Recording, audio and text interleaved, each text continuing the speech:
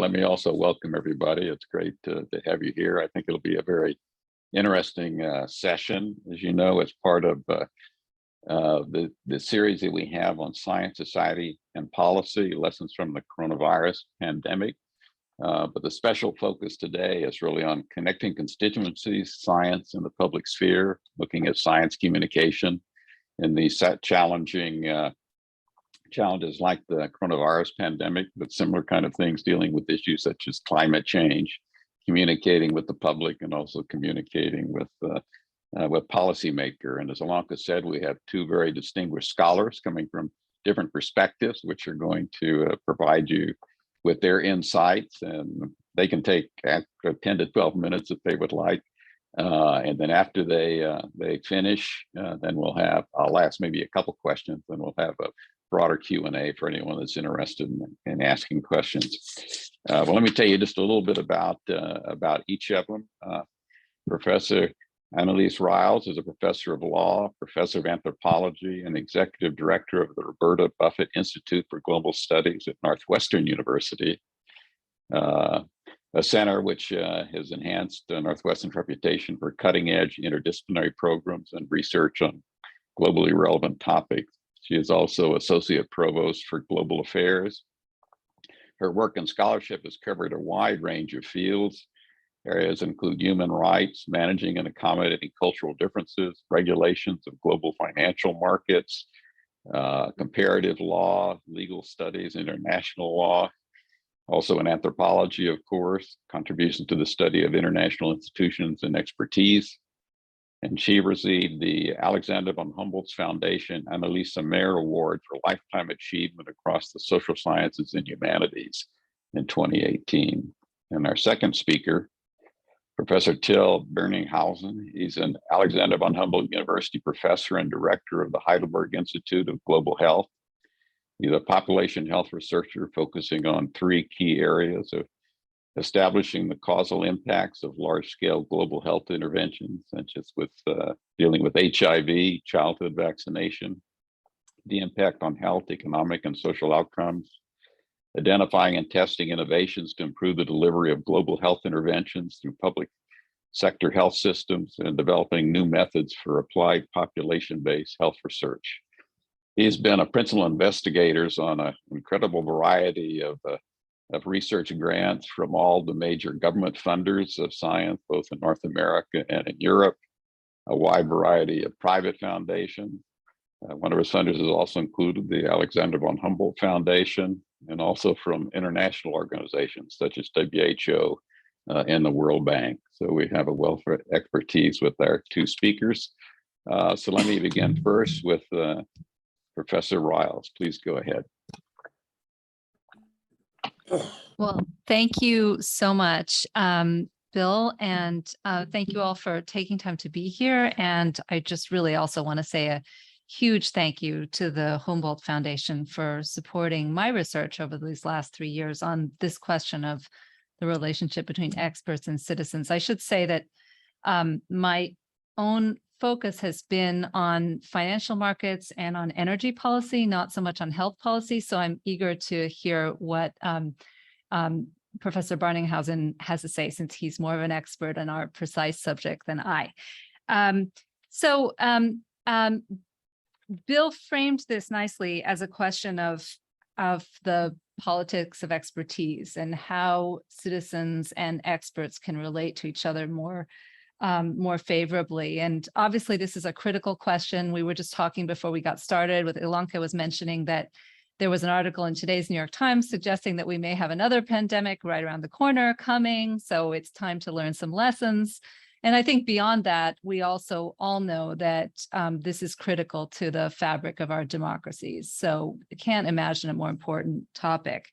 I want to suggest, just to start us off today, just to put an idea out here, that that maybe something bigger is at stake here than science communication, that what we really need is a new legitimacy narrative for our democracies, and that this is going to be a lot harder than even science communication, which is certainly hard enough. So what do I mean by that? So here's the the traditional story, the traditional legitimacy narrative that I think we've all grown up with and understand really well. There's a zone of science and there's a zone of politics.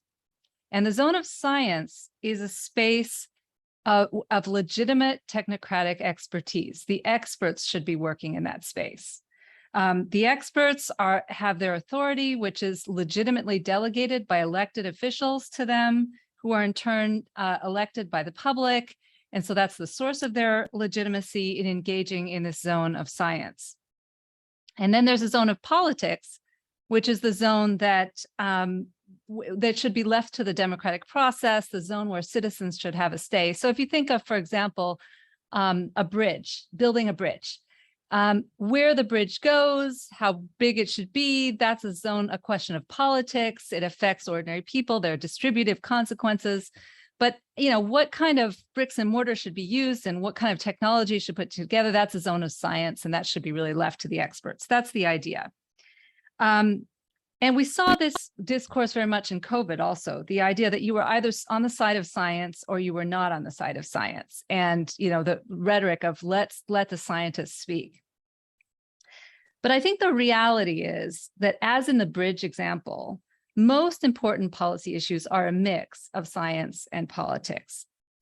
The question, for example, of letting the scientists speak in the COVID case, right, is also a question of who do we value more, the at-risk older person who might be more susceptible to dying from exposure, or the at-risk child who needs to be in contact with a teacher constantly to make sure that they are not neglected. There's a mix of scientific and political questions. And I think that the anger that we see from the public today comes from a sense that the legitimacy narrative that I just described is just no longer believed. That on the one hand, people are aware that experts make mistakes. They don't always know how to build the bridge, and that's the truth. And we all know that as experts. We make mistakes all the time. There are lots of things we don't know. Part of being an expert is knowing that we don't know. And on the other hand, people suspect that science is political, and that that suspicion gives rise to all kinds of kind of extreme behavior, conspiracy theories, cynicism, erosion of public trust, and so on, railing against the state. But what that unformed anger is really about is really a frustration with the fact that the story that we're telling is too simple.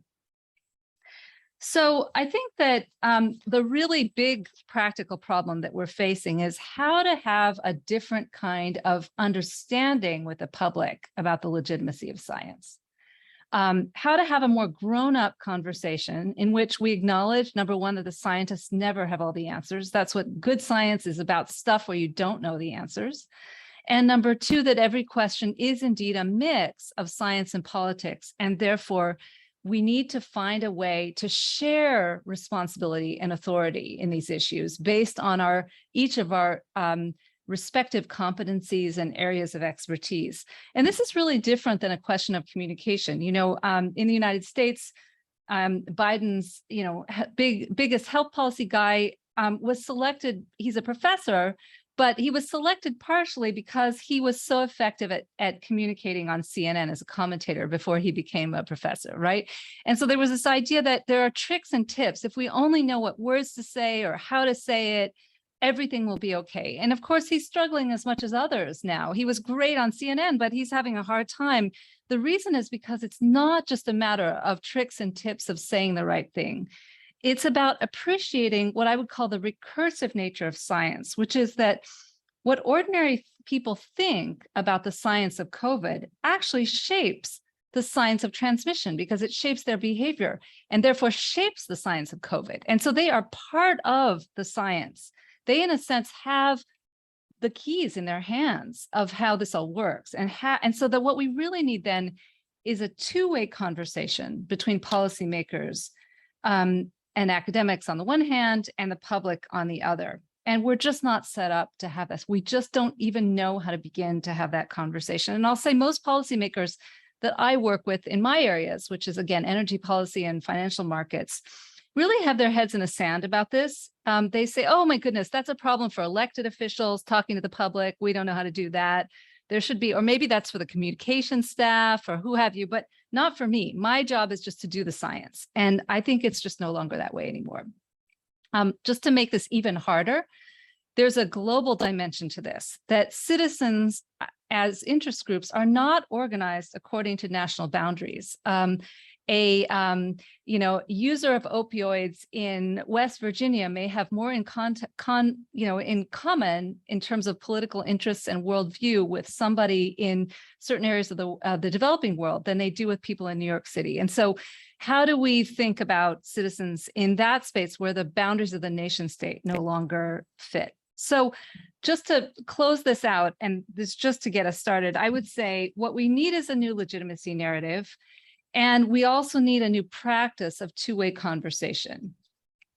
And I would say maybe a way to talk about this is from a legitimacy narrative about the importance of the political independence of science to a narrative about the interdependence of science and society, in which there's a grown-up understanding of the mix of science and normativity in every policy decision, and the need to engage scientists and citizens, respectively, in thinking about the scientific issues and the normative trade-offs. This is going to be really hard. It's probably going to require a retraining of a generation of scientists and policymakers with tremendous humility. Listening skills become as important as talking skills. A robust understanding on the public side of the obligations of citizenship, not just railing at the state, but realizing you've got to be a partner and do your share to make this thing work. And I think that what we're really going to need to do, and this is what I've been doing with my Humboldt grant, tentatively, because it's so hard, is to start having a number of experiments in how to bring citizens and experts together to have these conversations. And, in different settings, in different constituencies around different issues, it's really hard. But how to create the space in which we can actually slice the issues so that everyone can have a rational and deliberative conversation without it, which leads us to policy outcomes that will feel more legitimate. So that would be my my opening wager, Bill. Oh, thank you very much. That was fascinating. Lots of issues that are packed in there. We look forward to getting into them. Let me turn it over now to Till for his remarks. Yeah, I actually have a presentation reflecting different disciplinary practices and conventions, and I will have to time it well. Thank you, Bill. Thank you, Ilonka, for the invitation, and what a wonderful way to start us off, Annelies. This engagement sort of is across scientific disciplines already, and that's part of the puzzle. But I think it's the part that we've learned to do well in the past decades. We can work across disciplinary boundaries and do so well. And I want to show some examples how we do empirical research, cutting across sectors in societies, and that's a harder practice. Also following on from your excellent comments, Annelies, the practice working with citizens, policymakers, but also stakeholders that have elevated positions in communities, traditional healers, traditional leaders, policymakers at local levels, people working in grassroots organizations, civil society movements. And I think that is a practice that we're still very much learning, coming from a background of the science wars and a way to integrate scientific methods in the service of very concrete scientific problems. I think we are there, but the transsectoral working, science with business, policy, private industry, definitely, but maybe more importantly, civil society, social movements, and so forth is the boundary, I think, where we can still learn a lot. And here is a logic that we have developed in our practice. This is the transdisciplinary practice, working in real-life intervention research, in communication interventions, behavior change interventions. We have a bunch of methods very powerfully, from population epidemiology to demography to quantify need. And I show a little example from our work here in a side picture, but will not spend a lot of time on it. We have a machinery of machine learning and data science that helps us in a science of discovery. We cannot see with our human eyes, the machine can see it. We can identify clusters. Here I show some clusters of risk factors in Namibia, amongst school children in Namibia. And we see these 8 clusters emerging that capture every youth in Namibia. And we see real surprises what risk factors belong together. People with really good hygiene, but bad dietary behaviors, people with violent risk factors, but not with any drug use, people with violence and drug and alcohol use. So a science of discovery, but also the science of predictive algorithms. And then we have the predictive science, mathematical models and simulations to forecast what can happen. Here is work we did early on in the COVID-19 pandemic to compare facility-based isolation to private home-based isolation, which is what most high-income countries choose. But some countries, such as Indonesia, China, chose facility-based approaches, and it is interesting to compare the two and to gain some insight based on simulations. There is a science of discovery, and here I mean discovery in the real world. What is Japan doing about health in older adults that we can use, maybe here in this case in Tanzania? So a discovery of practices and learning from each other across communities. And then the discipline of design research, which is really creative research in the service of ideating and designing, developing novel interventions and policies and systems in this world. And then the science of impact, that's the mainstay of our work. These are large randomized controlled trials, but also quasi-experiments that through statistical luck and gifts from policymakers and practitioners give us real-life causal inference possibilities, as I show here, working in China in a real-life community health worker program on blood pressure screening, where we see a large effect on screening and counseling on blood pressure 2 years later. And then the science of theory-driven mixed methods process evaluations to really enrich the meaning and maybe correct interpretations of causal work and the social and economic value of interventions, which is arguably an important point for many policymakers, but also civil society. What are the broader social values? Here I show from South Africa that putting people living with HIV on HIV treatment, giving them the gift of this life-preserving treatment, is also economic good sense in the world's largest mining corporation, Anglo-American, where it saves a work day of absenteeism per month per worker, which is enough for this treatment to pay for itself. And finally, the science of transporting interventions across contexts. That has both a qualitative side, it's about insight, but also and reshaping an intervention, adapting it to new contexts, but also a quantitative side.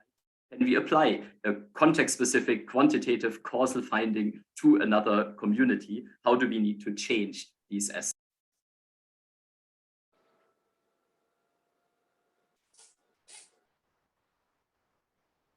You went on mute there for a second, Till. You're muted. Good. Oh, so sorry. So I talked very nicely. How long have I been on mute? Only for 10 or 15 seconds, not very long. So did you hear value and transport? Oh, yes, we did.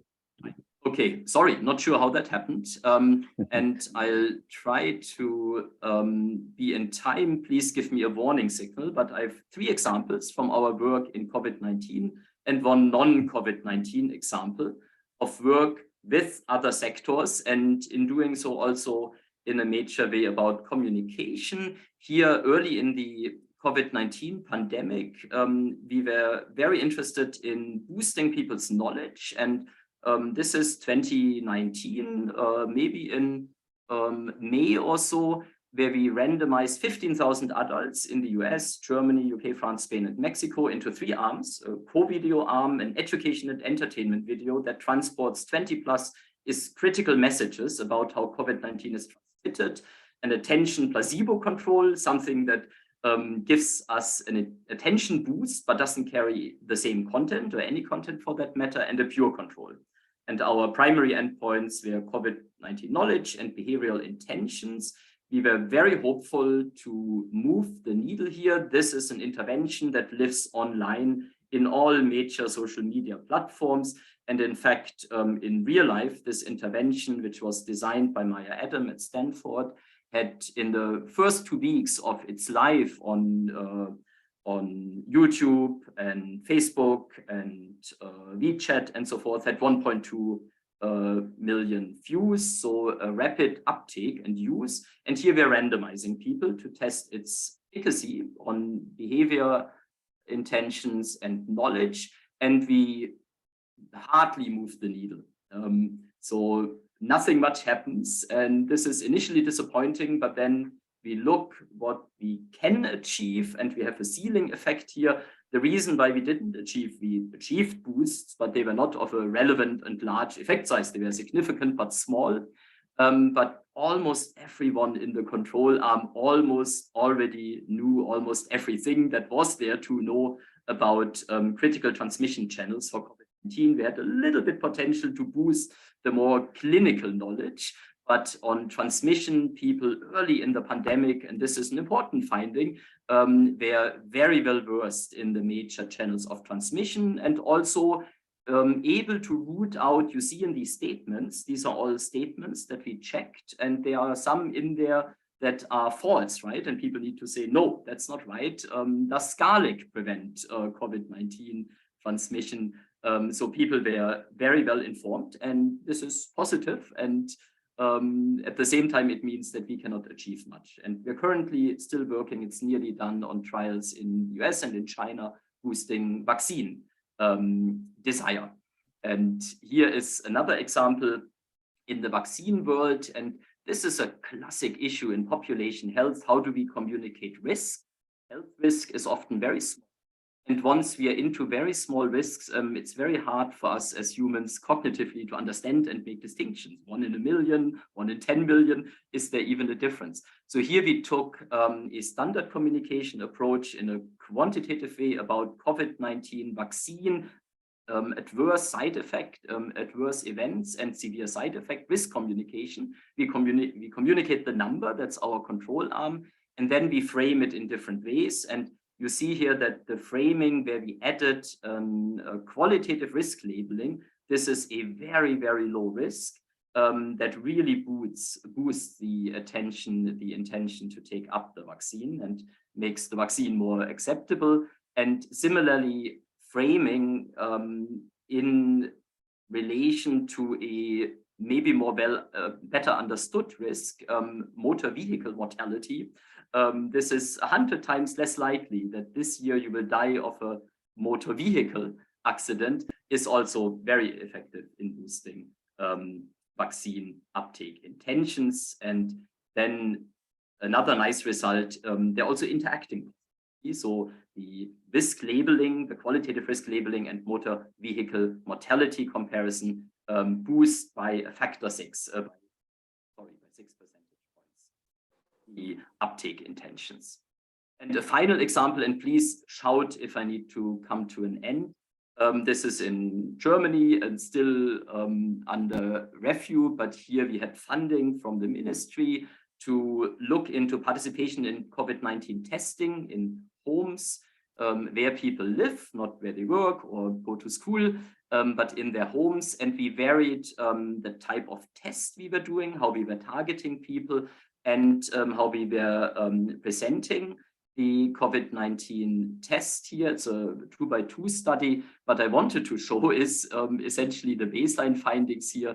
which show a major constant impediment to our research, and in a larger way also reflecting societies and communities' interest in participation in population health interventions and, of course, in science, where I had warned my co-PIs here, we should do more, and we should do more intensive participation enhancing interventions. I was overruled, and then in the end, out of those people we wanted to reach, 20 to 40% participated. So the majority of people did not participate in any arm. There is a difference that is probably relevant across arms.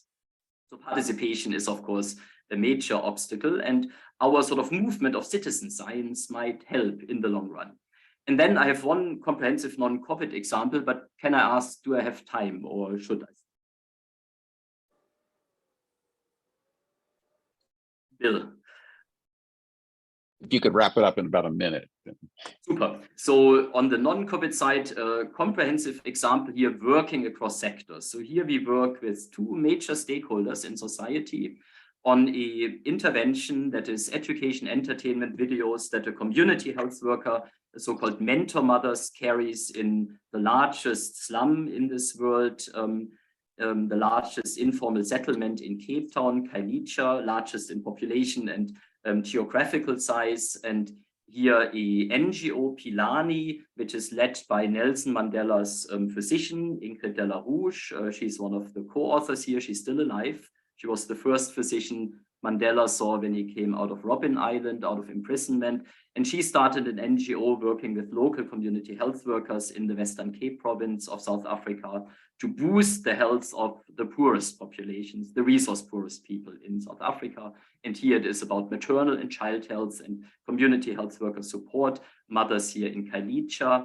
We used, in close collaboration with mentor mothers, their mentee, so young women who are pregnant and young mothers, as well as NGO leaders and the government of the Western Cape, the provincial government, the Department of Health. We used a theory-driven approach to design this intervention, the whole system of delivering these education entertainment videos. We used design research to make sure that each individual video, in the end it was 13 videos, really fit local cultures and desires.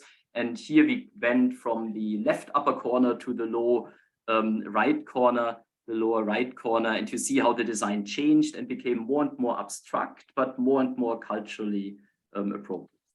We had 13 videos, and we randomized now mentor mothers to delivering the video or not, or having the option to deliver it. It's voluntary, or not delivering it, and we're not moving any of our endpoints. We are clearly disappointed, but in our mixed methods performance evaluation, we gain the insight what really happened here in this really best standard designed intervention with all relevant stakeholders around the table in design research, in ideation. We are getting it massively wrong, despite our good intention and good practices.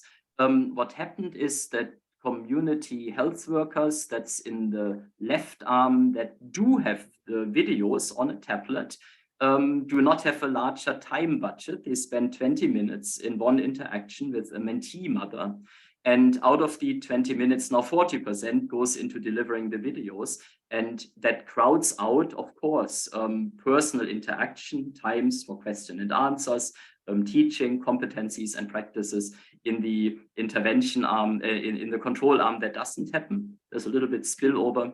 So in the end, the mixed methods, qualitative, quantitative performance evaluation really helped us in interpreting correctly what we're seeing here. It's not a lack of effectiveness. It's probably a 1 minute to 1 minute equal effectiveness of the video and the in-person interaction. But the way this intervention is delivered isn't right. It should be delivered outside the interaction between mentor and mentee mother. And the mentor mothers and mentee mothers hugely appreciated the intervention. And that's also important and goes into what Annelies was talking about, credibility. We have here very strong qualitative evidence from our qualitative nested work that the credibility of the message was enhanced by the videos, in part because it is technological, but also in part engagement can come from it. And then the messenger is boosted in her credibility, and the entire program is seen as more legitimate and more credible, in particular because it's a video intervention designed with government and a well-respected NGO.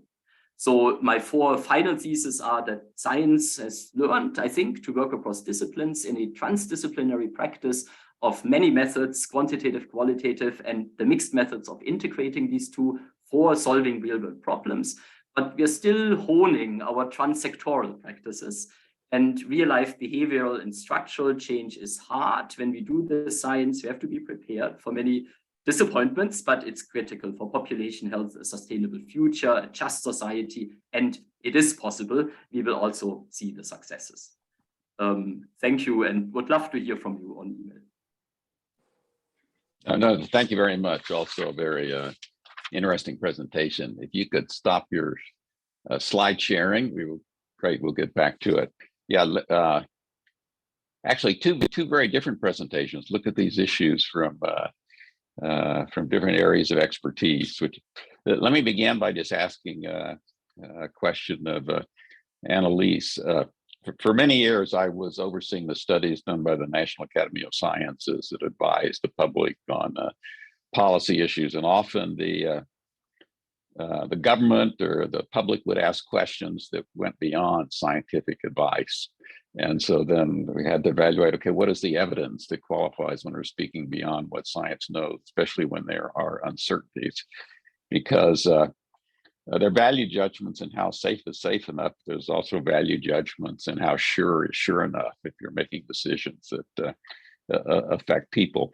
So my question really is about when there are scientific uncertainties, and also like in the case of the pandemic, we're sort of learning on the spot. Science is changing as we move along, learning about the new variants and trying to communicate that effectively to the public. So my question is how best is that done, communicating what are the uncertainties to the public? And lastly, as part of that, I read a very interesting obituary in the New York Times yesterday on a French philosopher on the social basis of scientific facts. And I have to admit, I've never been a big fan of social basis of scientific facts, but he said something, a comment that he made in the past was that facts remain robust only when they are supported by a common culture, by institutions that can be trusted, by a more or less decent public life, and by more or less reliable media. To me, that seemed to illustrate many of the problems we faced in the United States and in other countries in dealing with science communication, what is known and what is not known in scientific knowledge, trying to communicate that to the public. So anyway, so the question really is, in terms of, you said trying to create a new way that the scientists should communicate with the public with more humility, for example. How is it best to deal with the uncertainties that come from science and the fact that scientific information evolves over time, and that scientists are often asked questions that go beyond what scientific knowledge can say? That's an easy question. Thank you. I assume it was Bruno Latour. Is that right? Yes, yes, that's right. Yes, right. Exactly. Mm-hmm. This is really important and really tough. And I think your question kind of captures, I think, a lot of the anxiety that scientists and policymakers often feel around these issues, because they're trying to do the best they can. And they know that there are things they don't know. And how do you manage it? And it's even worse when somebody comes to you and asks you, is this safe or is it not safe? And there is no simple answer to that question. I would say, there are two extremes and both are bad. The one extreme is to say, here's the answer. And we can't do that because it's not scientifically accurate to do that. And the other, which I would call the cynical view, which is what I experienced when I was doing fieldwork in Japan during the Fukushima accident, was that the government would just dump,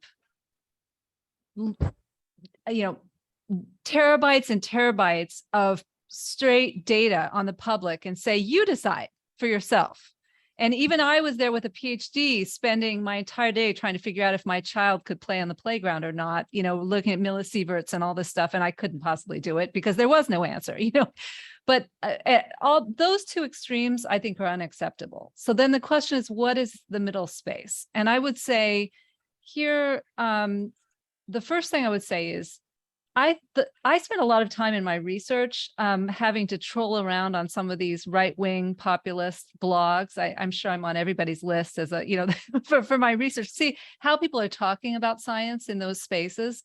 And what I find is they know that we don't know. They already know that we don't have all the answers. So part of what's being asked in the question is not just what is the answer, but will you fess up and explain that you don't have all the answers? And so I think it's very important to be transparent and say the science changes, the science is evolving. Here's what we know, here's what we don't know. Here's the core of what we're 90% sure about. Here's the penumbra of which we're 50% sure about. And here's the stuff that we have no idea. That's a much more complicated story to tell, but it's a more truthful one, and it's what the public wants to hear from us. And I think with the COVID crisis, we got into some trouble because we didn't do that well at the beginning. And then we were forced to fix our answers retrospectively, which opened us up to a kind of gotcha game. The other thing is, I think that it's important that we've turned the questions back to people. When they ask us I think part of your question is when they ask us to answer a question which is not really purely scientific, but is also political and normative, it's important to say, now, hold on a minute here. This has some elements that are scientific, but here are the elements that are not. And these are the pieces about which that you as a citizen have an obligation, not just a right, but an obligation to have a moral opinion about. And so we need to start being able to tell that story and sort of undo those pieces and hold others accountable as much as they hold us accountable for doing their share. That's not going to be easy. I think one of the biggest, I think I saw someone in the chat mention this is going to have to start with education. And I completely agree that a kind of Popperian scientific worldview being taught from primary school on is not helpful when we kind of come to a world in which the Popperian vision is no longer enough, right? And so we're going to have to also rethink the way that we teach science so that the public is prepped to understand that ambiguity and complexity is part of the enterprise. It's what makes the enterprise interesting to begin with. No, thank you. Yeah, very, very insightful. For Till, actually, it relates a little bit to both of your comments, but with Till's presentation, really looking at intervention research and public health, trying to see what has a real impact and how do you actually get the public to take up what you have learned from this and make decisions that might result in the impact that you find this can be significant. And I guess the question in part is, as we saw in some of the developed countries dealing with the pandemic, people's views were influenced very much by their ideology, by their politics, by all kind of other factors that had a big determinant. In the research that you do, looking at how best to communicate the results that you find on what may be the biggest impact, to what extent do you also look at these other factors of culture, politics, values, et cetera? And in the last part, which really relates to both of you, when the Deepwater Horizon accident occurred in the Gulf of Mexico and BP had to put up a lot of money for doing research, one of the questions that was asked the national academies in helping local communities, how can we best determine what should be done to create more resilience in these communities, particularly as they rebuild? And what the scientists found the most effective thing was actually going out to these communities and asking them, how do you define resilience? The scientists learned a lot from a two-way communication. rather than telling people how they should think about something like resilience. And I know that some of Till's work in Africa and elsewhere was very much sort of a two-way dialogue with the people that were affected by public health intervention. So anyway, Till, any comments you'd like to make on any of those questions or anything else that, and be sure, yeah, good, you're off mute. Yeah, it's absolutely critical that we understand the underlying cultural drivers, right? How science is viewed and understood. I completely agree with Anneliese's comment regarding education, and I think a strong general education is somewhat of a vaccine against becoming too distrustful of science. But clearly, as scientists, I do think we need to explain how we work. The Popperian worldview is an extreme one, right? And a very extreme one. And if we were true Popperians, we couldn't do our science. It's too extreme. And we have to communicate the softer ways. I mean, you mentioned the National Academy of Sciences, and I think it is doing an excellent job translating and going a bit further and making a distinction between the recommendations based on the evidence that is out there, that is already an abstraction, and then the next step, which is now we have to act. And for action, we will need more than we have. So we need to come in with our assumptions, our integrations, and then it becomes weaker and potentially we need to revise. And that's totally legitimate. Science is all about constant revisions and coming closer to the truth. But on the way there, we will make many mistakes and major ones. And if that is communicated clearly, I think we are doing science a service, and it's empirical research that can tell us whether that type of communication in different cultures, in different communities will bear fruit. Yeah, the research that we do has a major Achilles heel, and that is, it is context specific, and the cultural context, people's values will make huge differences in how it is received and seen. I am hopeful that in the empirical research of how to communicate, how to ensure that people understand basic tenets of science, such as uncertainty, the need to constantly revise, revisit the mistakes we make on the way towards an increasing truth in some way, depending on our worldviews, that we can become much better. An example from a colleague, we have a grant in the Philippines where vaccine hesitancy was a major issue prior to COVID-19 because of the dengue vaccine policy debacle, if I may say so. And we went around the world and talked to people who had done science on science communication. And this is a young researcher at the Max Planck Institute of Behavioral Psychology who has a wonderful study that I still remember from this coping study, talking to colleagues, where she randomized groups of people that were randomly drawn from the population. So real representation here. Clearly, there had to be volunteers to take part in something, but it wasn't quite, it wasn't totally openly communicated what would happen. And now people were randomized to receiving a debate between a populist and a scientist, caricature names, but a person trying to distort the truth and a person trying to stick to the best scientific evidence at this point in time. And she randomized the way people would here present their views, their arguments, their interpretations. And the powerful finding that emerged is when the scientist is equally emotionally involved and empathic in expression and gets angry and loud, but also quiet and upset. So when emotion comes across, when there is a strong involvement and engagement in your subject, equally to the populist, the scientist is equally good in convincing people.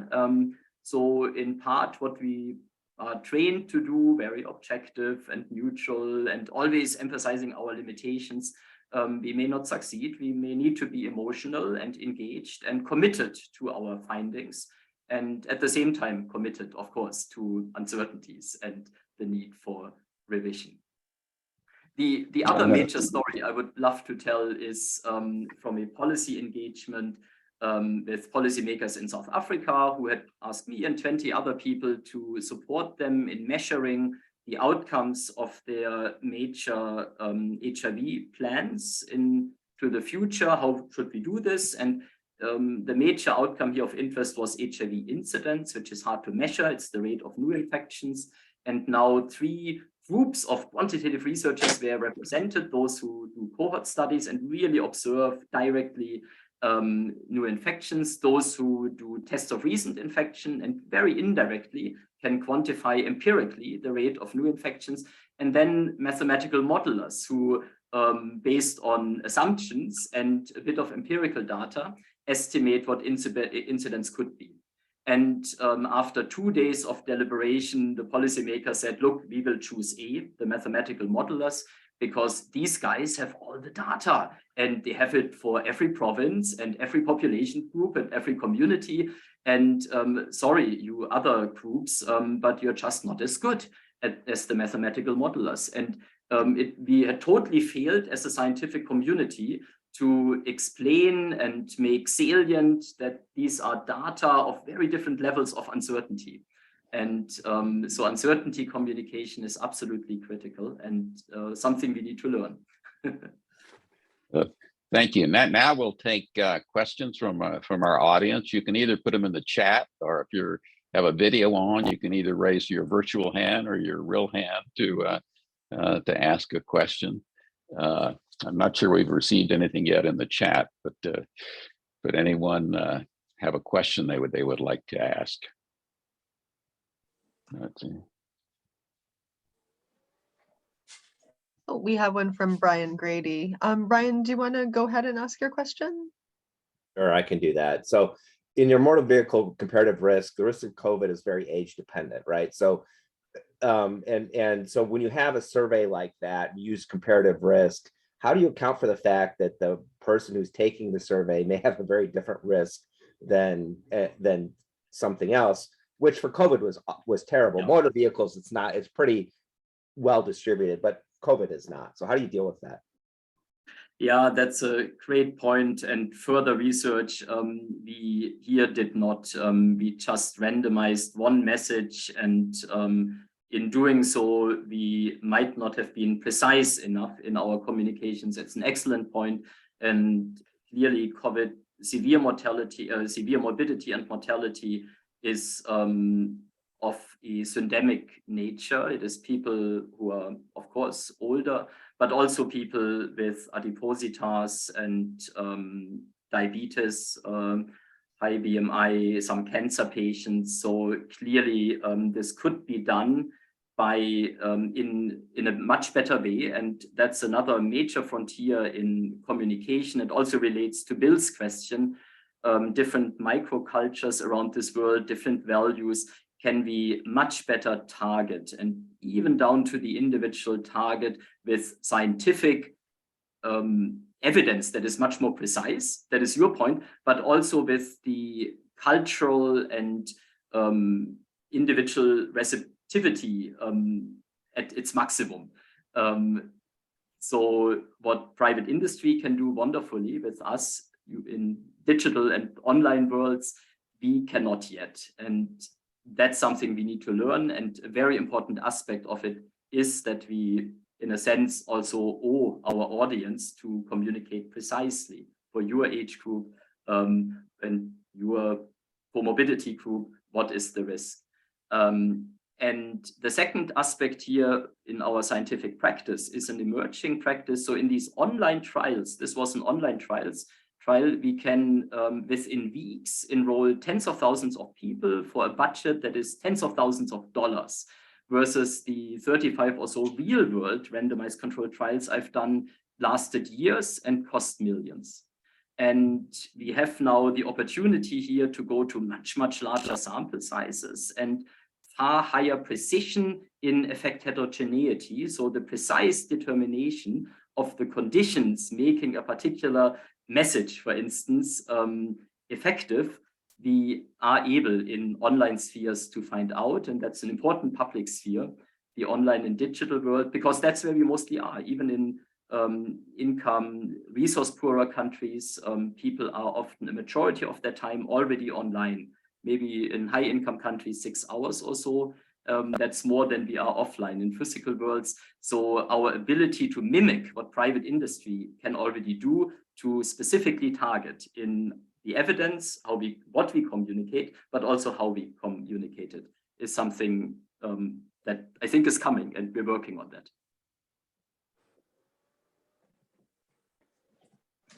Do we have other questions? While people are thinking about it, I'll ask one. Since mentioned that we may have we're certainly going to have more pandemics. The question is how far. We're even not quite sure how this pandemic is going to totally subside. But do you think we'll do better next time? Have we learned from this experience in terms of, as a scientific community, learned how better to communicate with the public on these types of challenges that face society?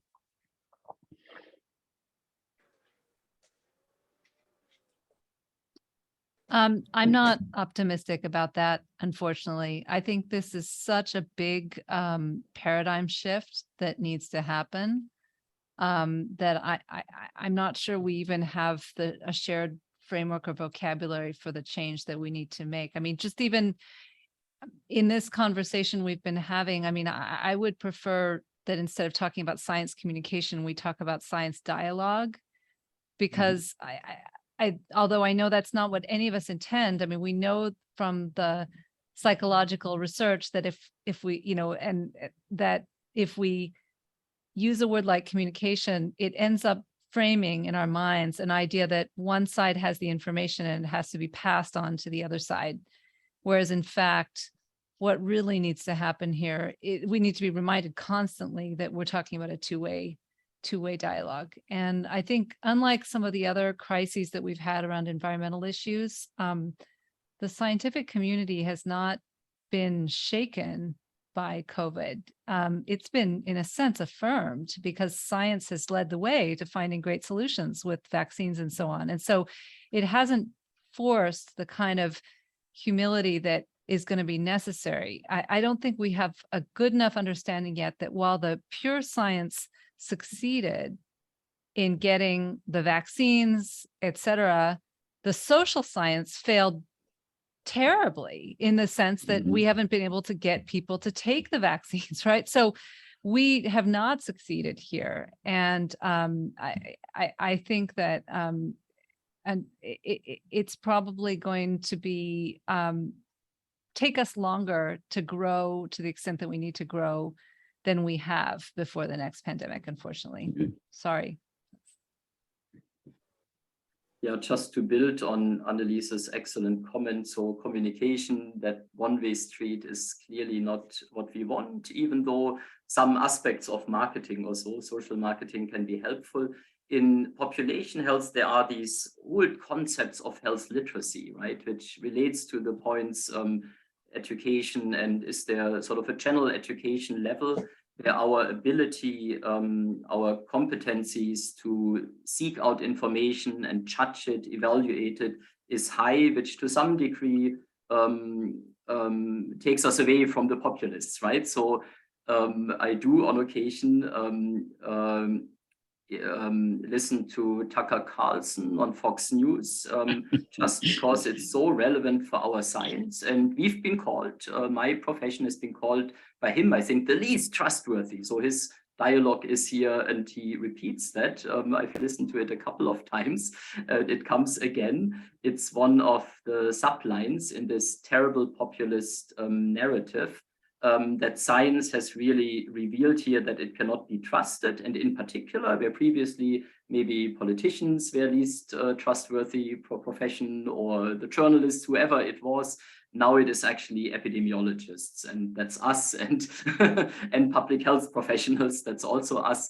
So it's a terrible world. And in these right-wing extremist narratives, I sometimes catch myself taking a few seconds until I see the flaw in the argument. And I'm highly trained, right, in spotting flaws in arguments.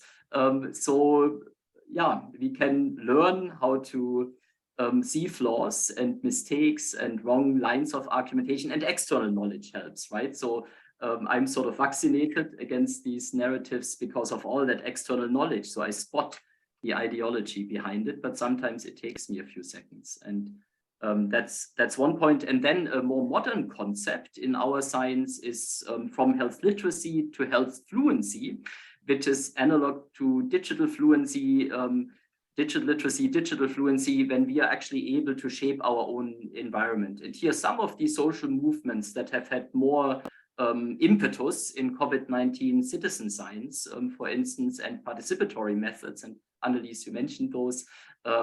Some of the large organizations that we're working with, UNAIDS also, have very much turned to more participatory scientific methods and citizen science, so involving everyone in the scientific enterprise. So I'm slightly more hopeful than you are, Annelies, but I would share also the feeling that we haven't succeeded in social science.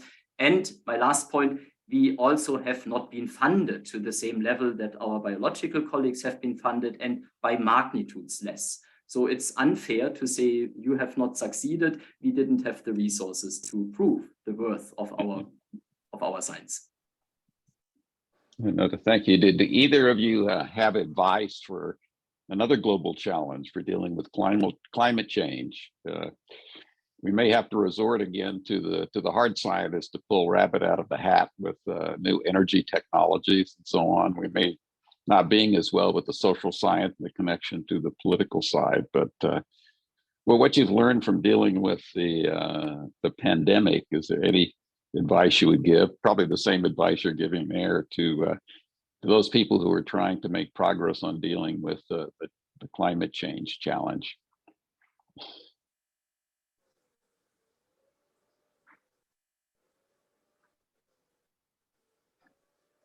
Well, there's so many different issues in that bucket that we could. I think the basic point that Till has made here, that this conversation has to be very context specific, is really important. For example, climate change is thought about one way in New York City.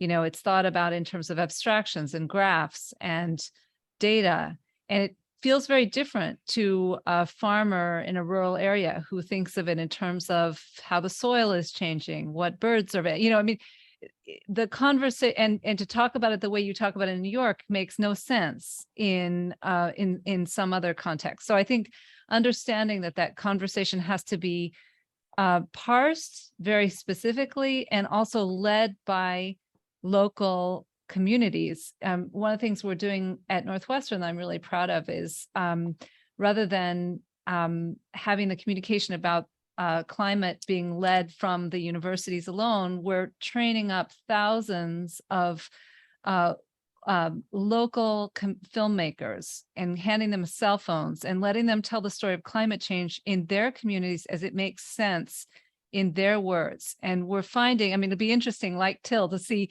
does it work? Does it not work? Does it actually move the needle? I was fascinated to see that actually, unfortunately, sometimes it doesn't. But that's our hope, that, again, as he was suggesting, that if you tell the story through the eyes of someone who is part of the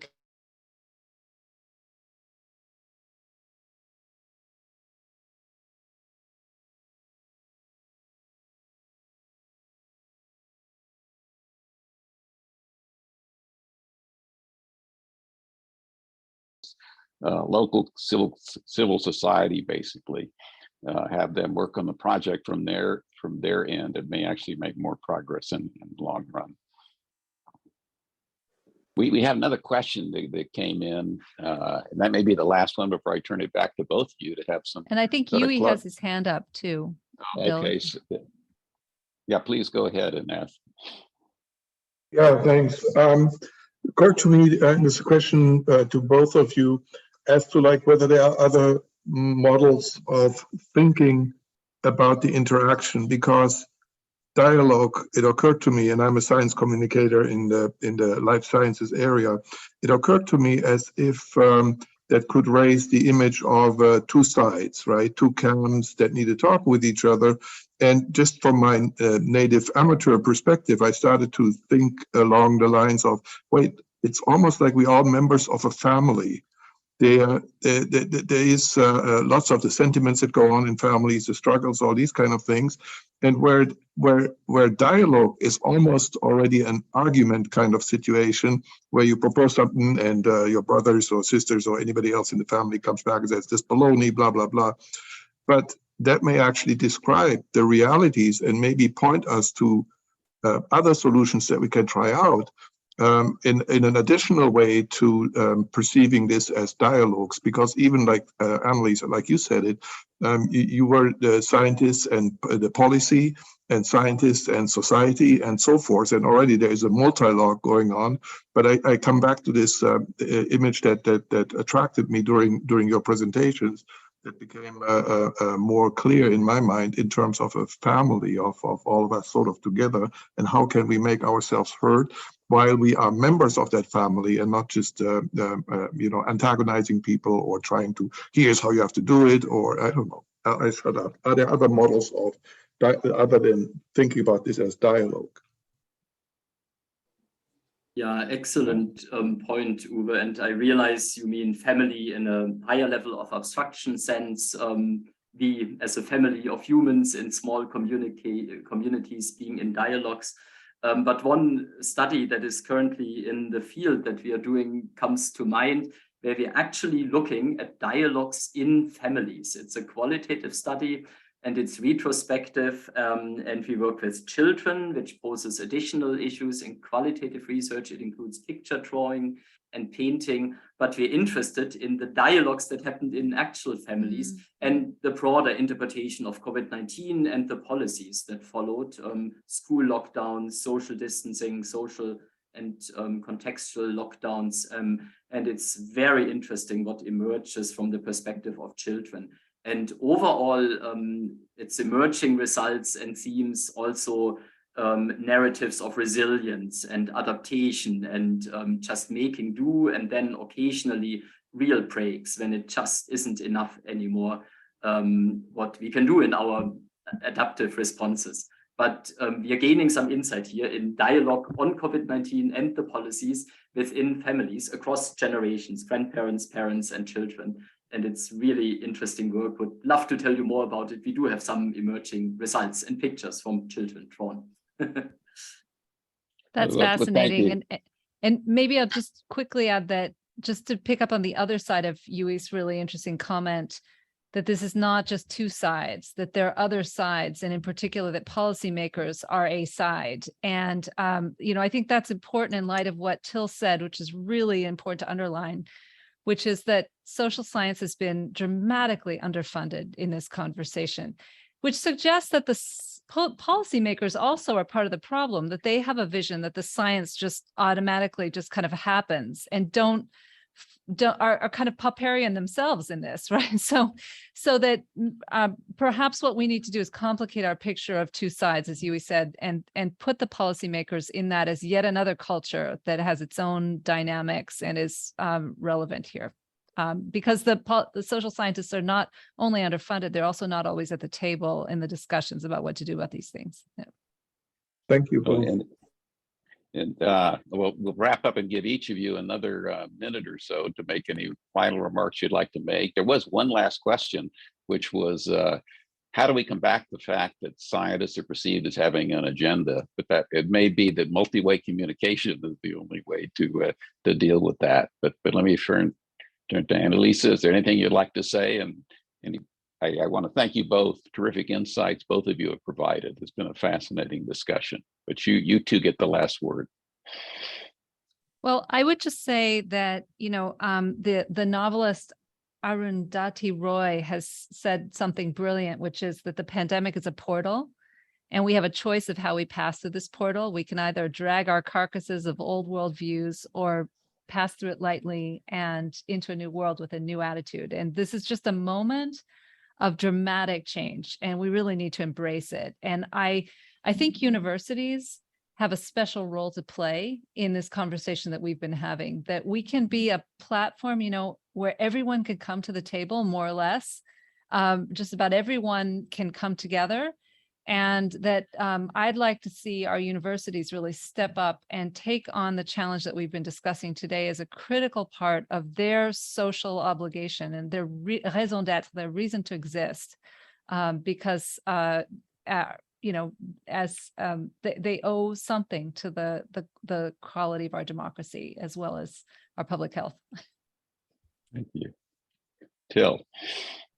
Yeah, I can only second Annelie's wonderful appeal, and totally we as universities need to learn and be even more present. It's a constant and ongoing agenda, but we can be so much better. And then just a massive thank you. We come to these dialogues and we have to present something, but we learn more than we give. And yeah, just a big thank you to Annelies and you, Bill, and Brian for his excellent question, Matthew, Uwe. Thanks a lot.